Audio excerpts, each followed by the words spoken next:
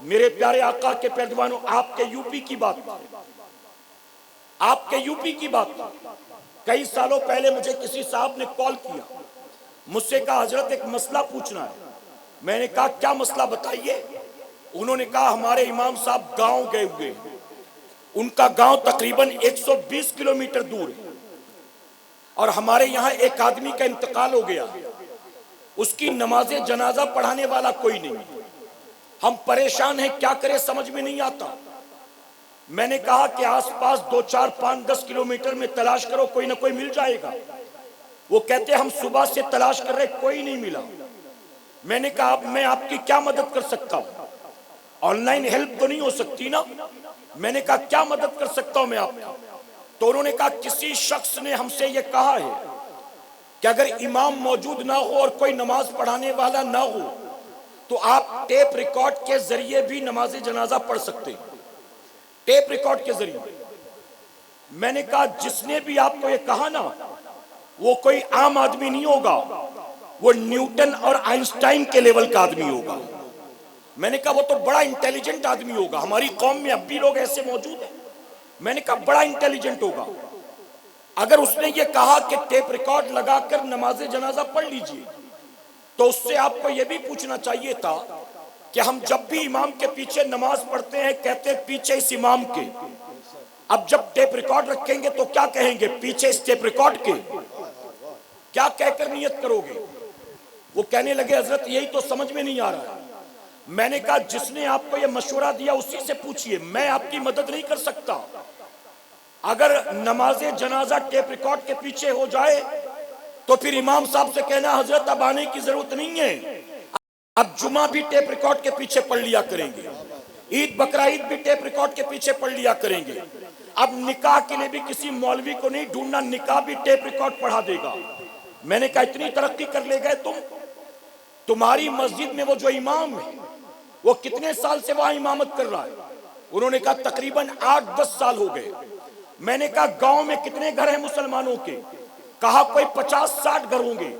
میں نے کہا 50-60 گھر ہیں مسلمانوں کے، ہر گھر میں 2 آدمی بھی ہوگا تو کم سے کم 120 آدمی 150 آدمی تو ہوں گے۔ میں نے کہا ایک امام جو 120 کلومیٹر دوری سے آ کر آپ کے گاؤں کی مسجد کو آباد کرتا ہے، اس کی دیکھ ریکھ کرتا ہے، اللہ کا سجدہ کرتا ہے، حی علی الصلاۃ حی علی الفلاح کی صدائیں بلند کرتا ہے، ایک امام جو 120 کلومیٹر دور رہنے والا 10 سال سے آپ کی مسجد میں اللہ رسول کی باتیں کرتا ہے، اور پورے گاؤں میں ایک بھی آدمی ایسا نہیں ہے کہ تو تھوڑی دیر بیٹھ کر امام کے ساتھ نماز جنازہ کا طریقہ سیکھ لیتا۔ کیا بات ہے، کیا بات ہے۔ میں نے کہا تم نے کیا کیا؟ تم نے اس امام سے فائدہ کیا حاصل کیا؟ میرے پیارے آقا کے پیروانوں، میں تقریر نہیں کرتا، میں دل کا درد آپ کے سامنے رکھتا ہوں۔ کیا بات ہے، واہ۔ اب میں جاتے جاتے ایک آخری بات درج کروں گا، اجازت ہے آپ کی؟ اس وقت مسلم معاشرے میں آپ نے ہو سکتا ہے میری تقریر کہیں سنی ہو تو اس میں نے بات کہی، پورے ہندوستان میں یہ بات کہہ رہا ہوں، آپ بھی سن لیجئے۔ اس وقت اسلامک سوسائٹی میں، مسلم معاشرے میں سب سے زیادہ تیزی کے ساتھ 2 برائیاں پھیل رہی ہیں، اور وہ 2 برائیاں کون سی ہیں؟ قوم مسلم کا نوجوان نشے کی طرف جا رہا ہے۔ پورے ملک میں کہیں بھی چلے جاؤ، چرسی بن رہے ہیں، گنجیڑی بن رہے ہیں، شرابی بن رہے ہیں، ڈرگ ایڈکٹ بن رہے ہیں۔ میری قوم کا جوان ایم ڈی لے رہا ہے، وائٹنر لے رہا ہے، چرس چلم گانجے کے دم مارتا ہے، ہیروئن پیتا ہے، ہر کوئی اپنی اپنی اوقات کے مطابق، حیثیت کے مطابق نشہ کر رہا ہے۔ قوم مسلم کا نوجوان نشے کی طرف جا رہا ہے، اور قوم مسلم کی نوجوان بچیاں بے حیائی کی طرف، بے غیرتی کی طرف، بدتمیزی کی طرف، بے پردگی کی طرف۔ اور نتیجہ یہ ہے کہ موجودہ دور میں قوم مسلم کی بچیاں کسی کا بھی ہاتھ پکڑ لیتی ہیں، کنبہ قبیلہ نہیں دیکھتی، حسب نسب نہیں دیکھتی، رنگ نسل نہیں دیکھتی، ذات برادری نہیں دیکھتی، بس محبت کے پیچ لڑ گئے، چہرہ پسند آ گیا، کپڑا پسند آ گیا، اسٹائل پسند آ گئی، بال پسند آ گئے۔ اب تو ہم اس دور میں جی رہے ہیں، اگر کوئی نوجوان لڑکا کسی بھی مذہب مذہب سے تعلق رکھنے والا ہو، اگر کسی کالج جانے والی لڑکی کا 250-300 روپے کا ڈیٹا ریچارج کروا دے، اگر صرف اس کا انٹرنیٹ کا ڈیٹا ریچارج کروا دے تو لڑکی اس کو اپنی پرائیویٹ تصویریں بھیجنا شروع کر دیتی ہے، اپنے گھر کے حالات بیان کرنا شروع کر دیتی ہے۔ وہ لڑکا جو تیرے مذہب کا نہیں ہے اس کے سامنے اپنے ماں باپ کو گالیاں دینا شروع کر دیتی ہے، میرا باپ تو پاگل ہو گیا ہے، میری ماں کا دماغ خراب ہو گیا ہے۔ آپ نے شاید دیکھا نہیں ہوگا، میری قوم کے جوان کو IPL دیکھنے سے فرصت نہیں ہے، میری قوم کے جوان کو رات بھر یوٹیوب پر ہیروئنوں کی گندی تصویریں دیکھنے سے فرصت نہیں ہے، میری قوم کے جوان کو بگ باس دیکھنے سے اور PUBG کھیلنے سے فرصت نہیں ہے۔ رات بھر اسٹوری، انسٹاگرام، فیس بک، یوٹیوب، ہماری قوم کا جوان اسی میں لگا رہتا ہے، اور اس کی بہن بیٹیاں اپنی گندی گندی تصویریں نکال نکال کر غیروں کے ساتھ شیئر کر رہی ہوتی ہیں۔ اے سرکار مدینہ کے پیروانوں، میں نے سوشل میڈیا پر ایک ویڈیو دیکھا تھا، آپ ذرا سوچئے کیسا ویڈیو، کیسا دردناک ویڈیو رہا ہوگا۔ سوشل میڈیا پر میں نے ایک ویڈیو دیکھا تھا، میں خود 3 بیٹیوں کا باپ ہوں، اسی لئے میرے آقا نے 1450 سال پہلے فرمایا تھا، اللہ جس کو 3 بیٹیاں عطا کرے اور وہ 3 بیٹیوں کی صحیح تربیت کرے، اچھے سے کھلائے پلائے، ان کی تربیت کرے، جب شادی کے قابل بن جائیں ان کو بیاہ کر ان کے گھر کا ذمہ دار بنا دے، اللہ قیامت میں اس 3 بیٹی کے ماں باپ کو بے حساب کتاب جنت میں داخل فرمائے گا۔ سبحان اللہ، سبحان بیٹیوں اللہ۔ کا باپ بننا اتنا آسان کھیل نہیں ہے۔ میں نے ویڈیو دیکھا تھا، ایک لڑکی پولیس اسٹیشن کے اندر ایک مرد کا ہاتھ پکڑ کر کھڑی تھی، اس طرف منہ کر کے رکھا تھا اس نے، اور اس طرف اس کا بوڑھا باپ ہاتھ جوڑ کر کھڑا تھا، اور باپ کہہ رہا تھا بیٹی میری عزت کا سوال ہے، بیٹی میرے خاندان کی عزت کا سوال ہے، بیٹی میری عزت تیرے ہاتھ میں ہے، بیٹی ہم سے کوئی غلطی ہو گئی تو معاف کر دینا، ہم تجھے کبھی اف تک نہیں کہیں گے، بیٹی ہمارے ساتھ گھر چل، بیٹی ہمیں معاف کر دے۔ آپ سوچئے کس ناز و نعم سے اس نے پالا ہوگا، نہ جانے کیسے پروان چڑھایا ہوگا، اپنا شوق مار کر، اپنا پیٹ کاٹ کاٹ کر اس کے شوق پورے کیے ہوں گے۔ اس کی غلطی کیا تھی؟ وہ باپ جو گڑ گڑا رہا تھا اس کا قصور کیا تھا؟ غلطی یہی تھی کہ اس نے بیٹی پر بھروسہ کیا، غلطی یہی تھی کہ اس نے بیٹی سے پیار کیا، غلطی یہی تھی کہ اس نے بیٹی کو اچھا پڑھانے لکھانے کی کوشش کی، اور وہ بیٹی اپنے باپ کے منہ پر کالک پوت کر غیر کا ہاتھ پکڑ کر گھر چھوڑ کر بھاگ جاتی ہے۔ اگر بوڑھا باپ 5 وقت کا نمازی ہوگا اور بیٹی کسی کا ہاتھ پکڑ کر بھاگ گئی، بوڑھا بیچارہ مسجد میں جاتے ہوئے ڈرے گا، میں گھر سے باہر نکلوں گا، لوگوں کو کیا منہ دکھاؤں گا، گاؤں والے پوچھیں گے کس کے ساتھ گئی، فون آیا کہ نہیں آیا، پولیس اسٹیشن میں کمپلین لکھایا کہ نہیں لکھایا۔ اگر بوڑھی ماں کو بازار جانا ہوگا، بیچاری گھر سے نکلنے سے پہلے ڈرے گی، میں کیا منہ لے کر باہر جاؤں۔ آپ بتائیے، منہ پر کالک پوت کر بھاگی بیٹی ہے، اپنی آخرت کو داؤں پر لگایا بیٹی ہے، لیکن ماں باپ باہر نکلنے سے ڈر رہے ہیں، ان کا کیا قصور تھا؟ اے سرکار مدینہ کے پیروانوں، اگر ماں کو پتا ہوتا یہ میری بیٹی جوان ہونے کے بعد پورے خاندان کی بدنامی کا سبب بنے گی، تیرے بچپنے میں تیرا گلا گھونٹ دیتی، جب تو دودھ پینے کے لائق تھی، جب تو بستر پر رات بھر روتی پڑی رہتی تھی، کسی رات کے اندھیرے میں تیرا گلا گھونٹ دیتی، اور صبح اٹھ کر کہتی پتہ نہیں کیسے مر گئی، دنیا کو کیا پتا چلتا۔ غلطی کیا تھی اس ماں کی؟ اس نے تجھے 9 مہینے تک اپنے پیٹ میں رکھا، یہ اس کا قصور تھا۔ اپنی جان داؤں پر لگا کر تجھے جنم دیا، یہ اس کا قصور تھا۔ 2 سال تک تجھے اپنے سینے سے لگا کر اپنی رگوں کے خون کو دودھ میں منتقل کر کے تجھے دودھ پلایا، یہ اس کا قصور تھا۔ تیرے رال ناک تھوک کو، پیشاب پیخانے الٹی کو صاف کیا، یہ اس کا قصور تھا۔ آج ہماری سوسائٹی میں 2 برائیاں پھیل رہی ہیں، ہماری قوم کا جوان چرسی، گنجیڑی، افیمچی، شرابی بنتا ہے، اور ہماری قوم کی بچیاں غیروں کا ہاتھ پکڑ کر بھاگ رہی ہیں۔ اے سرکار مدینہ کے پیروانوں، صرف رسم و رواج والے سنی مت بنو، اپنی محفلوں کو محض رسم و رواج مت بناؤ، دین کو سیکھنے کی کوشش کرو، اپنے رشتے کو قرآن و سنت سے مضبوط کرو، ان علماء کی صحبت میں اٹھا بیٹھا کرو۔ آپ کے گاؤں میں اگر کوئی پڑھا لکھا ایک بھی موجود ہے، حافظ قرآن ہے، عالم دین ہے، اگر وہ مفتی ہے، اللہ کا شکر ادا کرو، یہ دیکھنے میں ہمارے اور آپ کی طرح عام انسان نظر آتے ہیں، لیکن یہ ہمارے اور آپ کی طرح عام انسان نہیں ہے۔ آپ کے گاؤں میں اگر ایک پڑھا لکھا موجود ہے تو سمجھ لینا کہ وہ پڑھا لکھا عام آدمی نہیں بلکہ اللہ کی نعمت ہے۔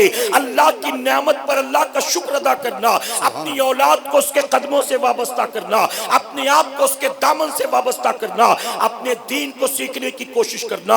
اللہ اپنے حبیب پاک کے صدقے ہمیں آپ کو سب کو کہنے سننے سے زیادہ عمل کرنے کی توفیق عطا فرمائے۔ درمیان گفتگو مجھ سے جانے انجانے میں کوئی غلطی خامی رہ گئی، آپ سب کو گواہ بنا کر سچے دل سے توبہ کرتا ہوں۔ رب میری توبہ قبول فرمائے اور ہماری آج کی اس محفل کو میرا کریم قیامت میں ہم سب کے لیے، ہمارے والدین کے لیے بخشش اور نجات کا سبب بنائے۔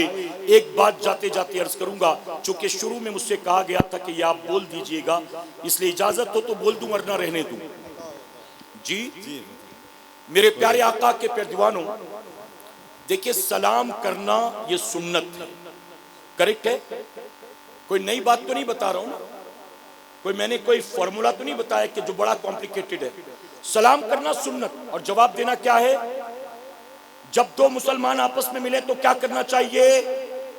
جی میں نے دیکھا اکثر ہوتا کیا جانتے ہو، اکثر ہمارے یہاں اس سلام کا چلن نہیں ہے۔ میرے نبی نے فرمایا کہ تم چاہتے ہو کہ آپس میں محبت بڑھے تو آقا فرماتے سلام کو عام کرو۔ کیا کرو؟ سلام کو عام کرو۔ کسی صحابی نے پوچھا آقا آپ سے محبت بڑھانی ہو تو کیا کرے؟ آقا فرماتے مجھ پر بھی کثرت سے درود و سلام بھیجا کرو۔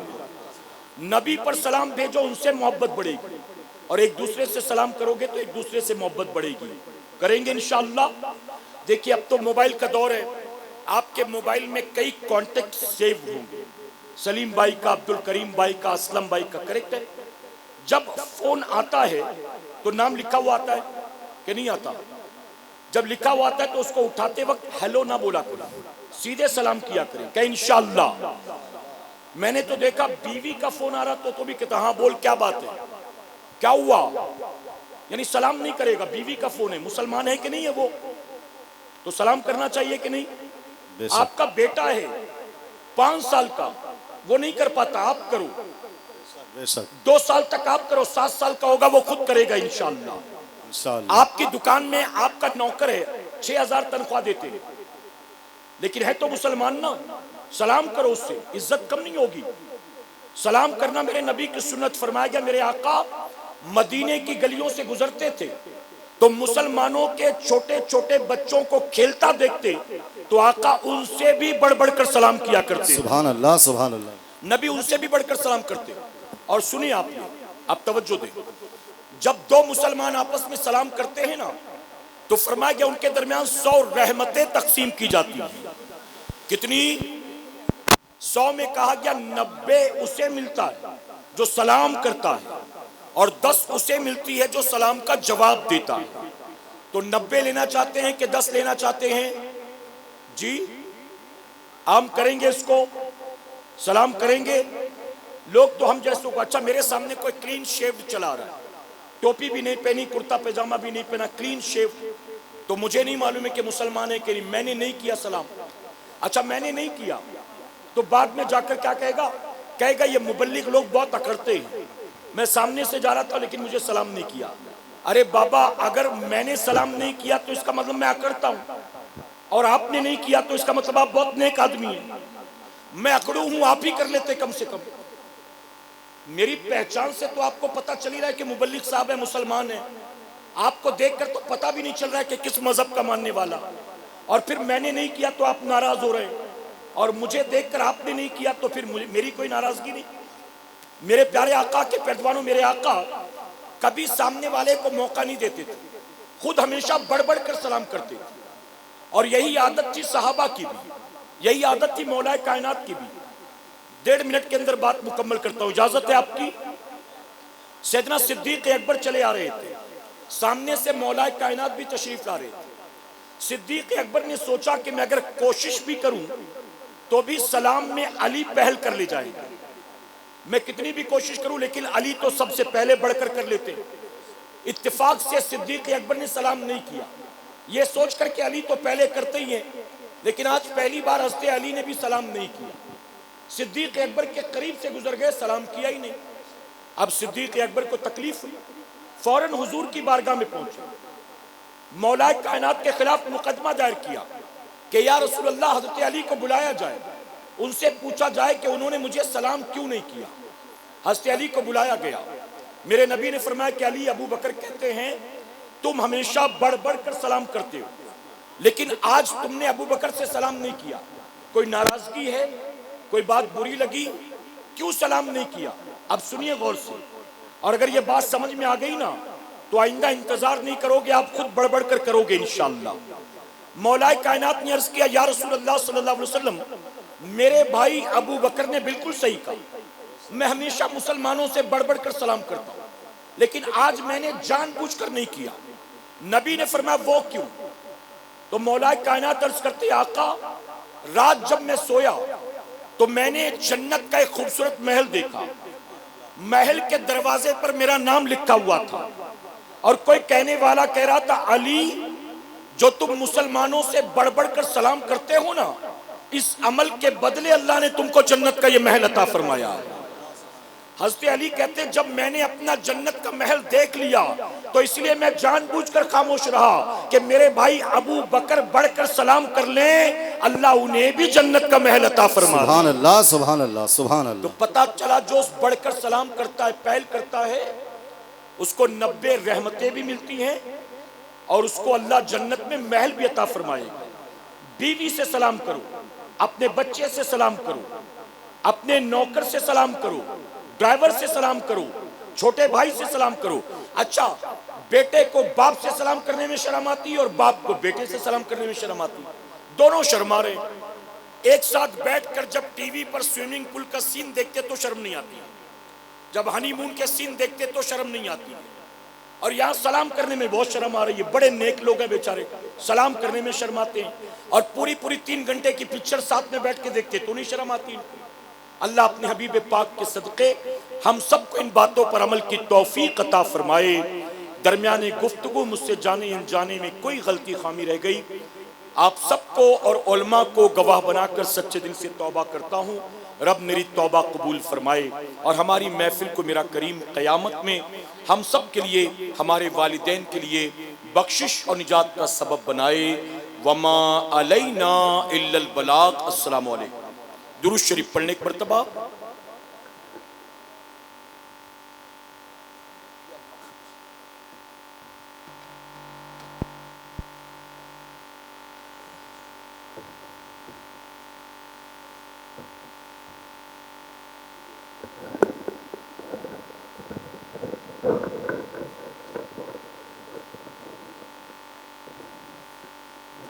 سبحان اللہ سبحان اللہ۔ بڑے ہی پیارے انداز میں